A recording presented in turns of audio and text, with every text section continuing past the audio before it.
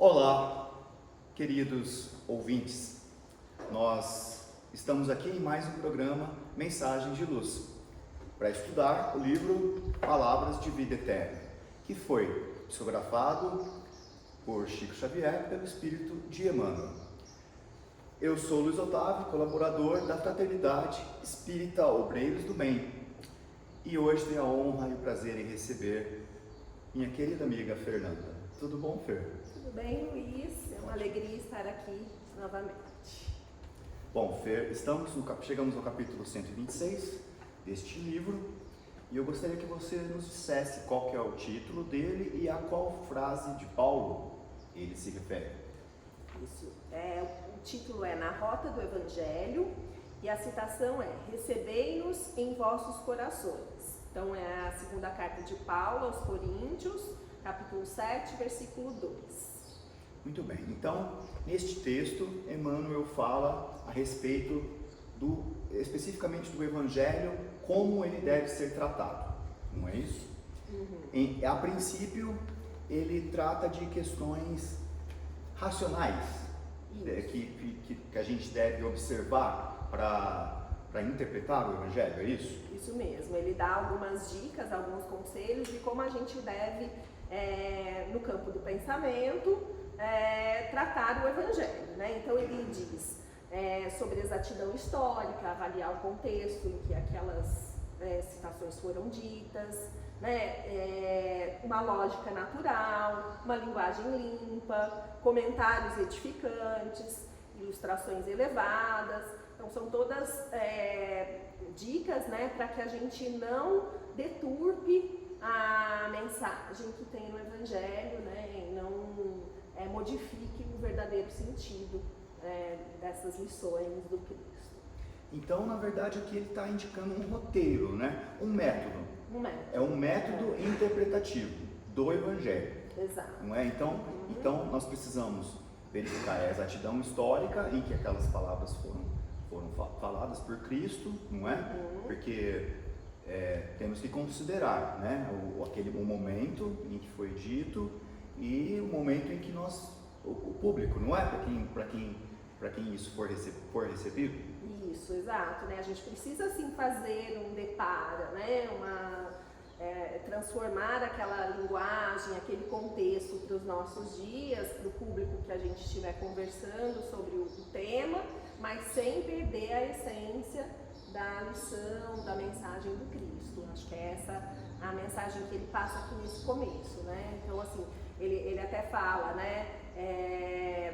Sem perder de vista a informação segura, né? Que é a informação que está lá, né? Sem turvar a fonte viva e pura da verdade, então sem colocar ali o que talvez fosse do nosso interesse, né? Deixa eu mudar um pouquinho para facilitar, não, assim, precisa ser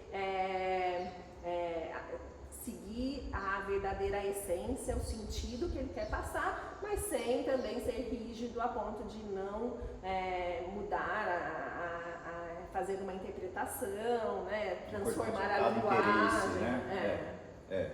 Então, ou seja, tem que se manter uma pureza mesmo, né? Sim. E inclusive ele aconselha a que façamos comentários próprios, não é? Que elevem, né, aquele sentido, inclusive usemos ilustrações, não é? Como é utilizado aqui nas nossas palestras de segunda, não é? Isso, ilustrações elevadas, né? Sempre pensando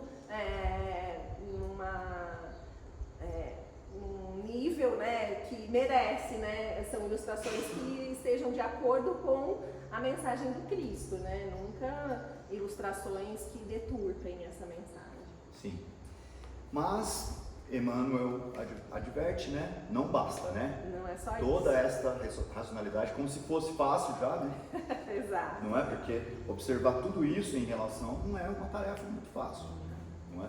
Mas tem ainda um caminho aí que eu diria que seria até mais importante. Com certeza, né?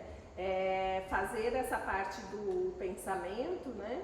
É necessário, mas o essencial, eu diria, que é chegar no sentimento, que é isso que o Emmanuel diz aqui, né, nesse capítulo, Então a gente precisa internalizar essa mensagem e fazer a transformação interna, né? Colocar em prática mesmo. Então a gente tem que evoluir, né? O espírito evolui na inteligência, na racionalidade e evolui na moralidade também, né? Na moral. Então, quando o evangelho atinge o nosso sentimento, o nosso coração, a gente se transforma para poder evoluir moralmente.